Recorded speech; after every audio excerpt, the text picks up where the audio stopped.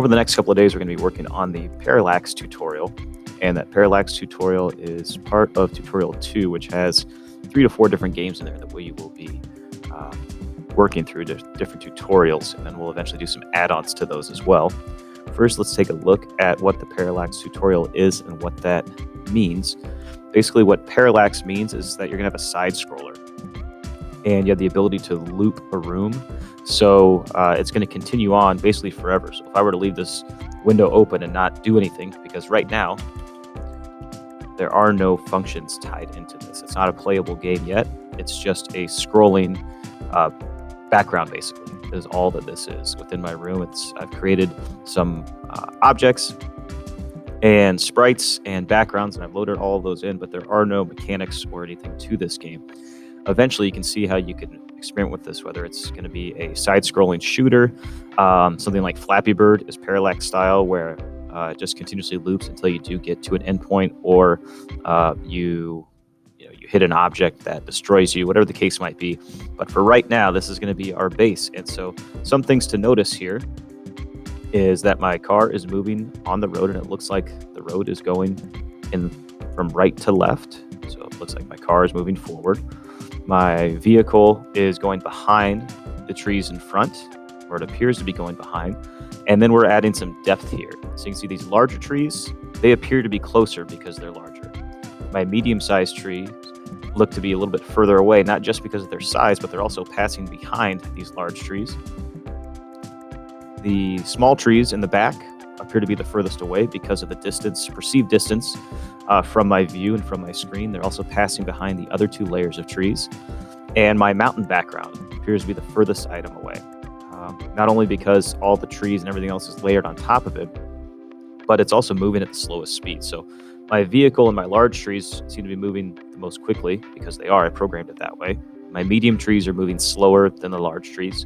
Small trees are moving slower than the other 2 layers of trees. And the mountains have the slowest speed. And that's what's going to create the depth in our Parallax tutorial.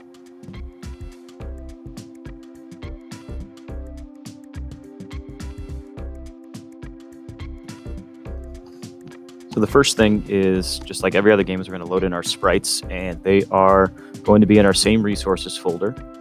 So every sprite that we load needs to come from the tutorial 2 in the K drive. So I'm going to navigate there.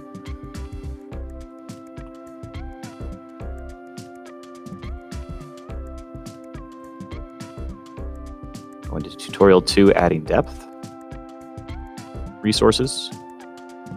And you're going to see a number of them in here. So I have my background road, I have my car, my mountains,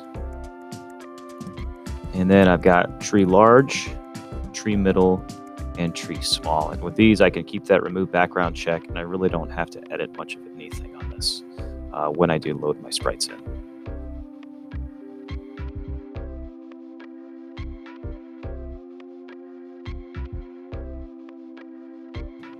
After I've loaded in each of my sprites, I'm going to go to backgrounds, and you can see my mountain background right here. If I were to load this in, again, everything has to come from the K drive.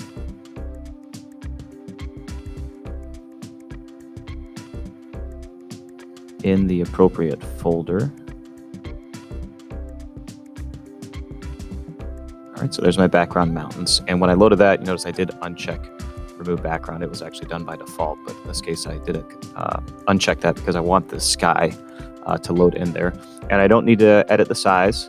When I load my background road in, same thing. You notice it's a small fragment of road. It's not the entire item or the entire width of the room. And the reason why that is because I'm actually going to tile it. So when I go to my room, I went ahead and I'm going to change my snap X and Y grid to 16 by 16 instead of 32 by 32.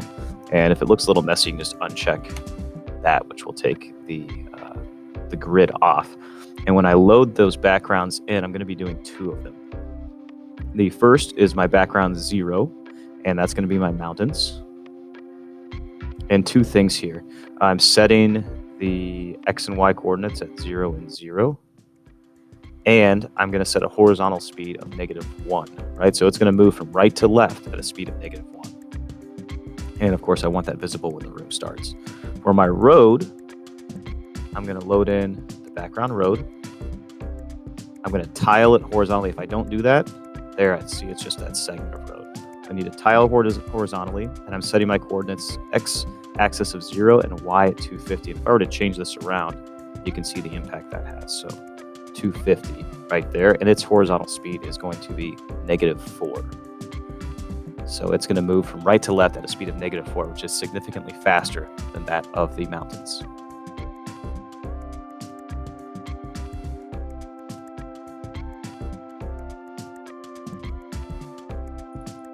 So we look at the objects that we're going to have in the Parallax tutorial. We've got our trees, each one of those, large, middle, and small, and our car. Now the first thing you want to take a look at is the depth. The depth is what's going to make the car pass behind the large trees. The large trees pass in front of the medium trees in front of the small, and the small in front of the mountains. Depth 0 puts it at the front of our screen, basically, or the closest to our eye. So tree large is going to be the item that will always appear on top. So we're going to have that as a depth of 0. Tree middle, we're going to set at 10.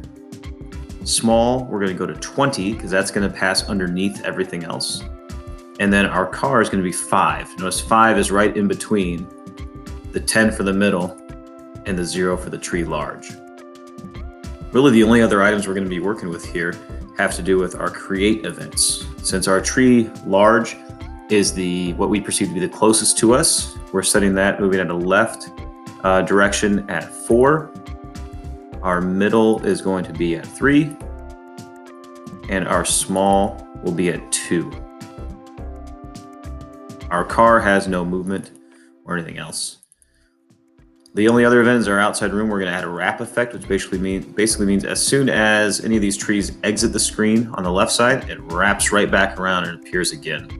And that's what that wrap horizontal is going to achieve.